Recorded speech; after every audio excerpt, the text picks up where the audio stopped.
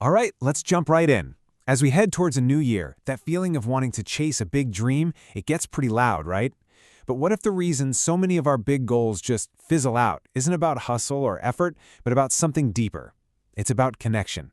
And today, we're going to walk through a powerful ritual for doing just that. I think this is so important to get right from the start. We have this tendency to blame ourselves when we give up on something. We think, oh, I must be lazy, or I just didn't want it enough. But the real problem, it lies somewhere else entirely. And this is the real kicker. We lose our dreams because we were never shown how to have a relationship with them. Seriously, how to check in, how to nurture them, how to treat them like a living, breathing thing that needs attention and intimacy to actually survive and grow. So, if the problem is a lack of connection, well, the solution is learning how to build it. And that is exactly what we're going to break down step by step. This is the method for creating that essential bond with your future. Okay, let's get into the first big concept. And honestly, this one's a game changer. I want you to start thinking about your life like it's a computer's operating system. Because the central idea here is that your current identity, who you believe you are right now, might be the very thing that's incompatible with the dream you're trying to run. This just says it all, doesn't it? Think about it. You can't run the latest, most powerful software on a 20-year-old computer. It'll crash. In exactly the same way, you can't install a huge, expansive, next-level dream on an old, limited version of yourself. Your identity has to be able to handle the goal. So just so we're all on the same page, when we say identity, what are we really talking about? We're talking about your personal OS. It's the whole program running in the background of your life.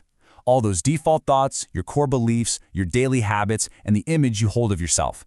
This is the code that's currently dictating all your results. Okay, so if we're going to upgrade our system, the first thing we have to do is figure out what version we're even running right now. This next part is all about diagnosing your current identity, because you absolutely cannot change what you're not aware of. This is where it starts. Here's the first diagnostic check for you. Take a minute and think, what are you feeding your mind? The books, the podcasts, the social media you scroll through, the videos you watch. All of that is input. It is literally programming your reality.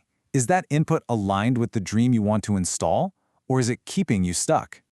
Next up, who are you talking to? And maybe more importantly, what are those conversations about? Our social circles are like mirrors for our identity.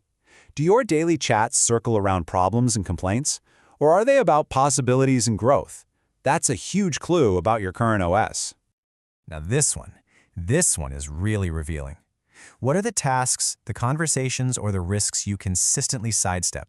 The things that make you go, no thanks.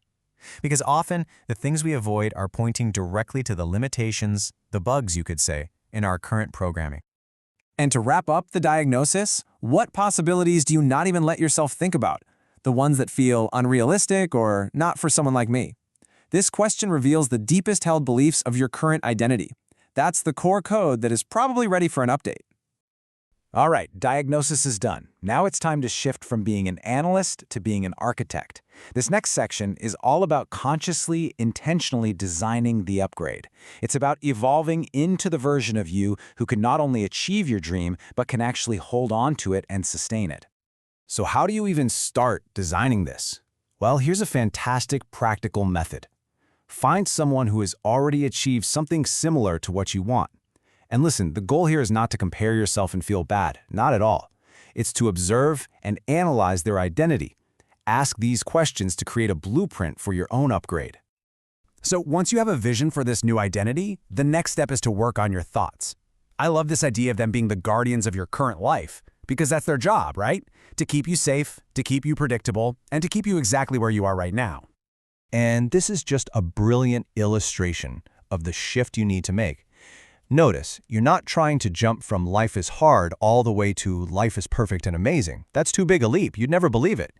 Instead, you create a bridge thought. Something like, I'm building something better, is believable. It feels empowering and it moves you in the right direction. So after the thoughts, you get to the core programming, your beliefs. These are the things that determine what you even allow yourself to go after. And you don't need to change everything at once. Just choose one powerful new belief to install, like, I am responsible for my life, or it is safe to want more. Okay, the design phase is complete. Now, for the most crucial part, hitting install on your new reality. This is where all that internal work starts to become external. It's all about taking small, consistent actions that over time create absolutely unstoppable momentum. And here's the key. You don't need some massive, overwhelming action plan that burns you out in a week. No, you just need one small action that aligns with your new identity.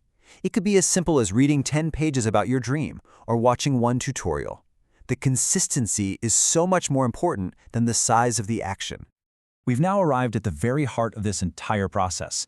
This is the practice that fuels and sustains everything else we've talked about, connecting to your dream. The identity upgrade, the small actions, they are all powered by this daily intimacy. Because a dream just cannot grow in silence. And how do you create that intimacy every day? It starts with this one simple but incredibly profound question. Every single morning, before the world gets its hands on you, just ask your dream directly. What do you want from me today? And then just listen. To really turn this into a solid practice, create a dedicated space for it. This could be a specific journal, a note on your phone, or even a daily voice memo ritual. It's a place where you can reflect, envision your dream, plan your one small action, and most importantly, a place where you can listen and receive that guidance. This is what keeps that connection warm. So, as we start to wrap this up, you might be thinking, wow, that's a lot to remember. But the whole thing, it actually distills down beautifully. You really don't need to make these massive life-altering changes overnight. You just need to focus on 3 key things. And here they are. This is the whole takeaway. To kickstart this transformation, all you need to do is focus on choosing one new identity to step into, adopting one empowered thought to practice, and taking one small daily action that lines up with both of those. That's it. That's the entire formula for getting started. And I really want to leave you with this final, powerful idea. The goal here isn't just about chasing your dream harder. The goal is to do this inner work, to upgrade your own operating system. Because once you become compatible with your dream, once you become the person who can handle it, it stops being something you have to chase. Your dream will start running towards you.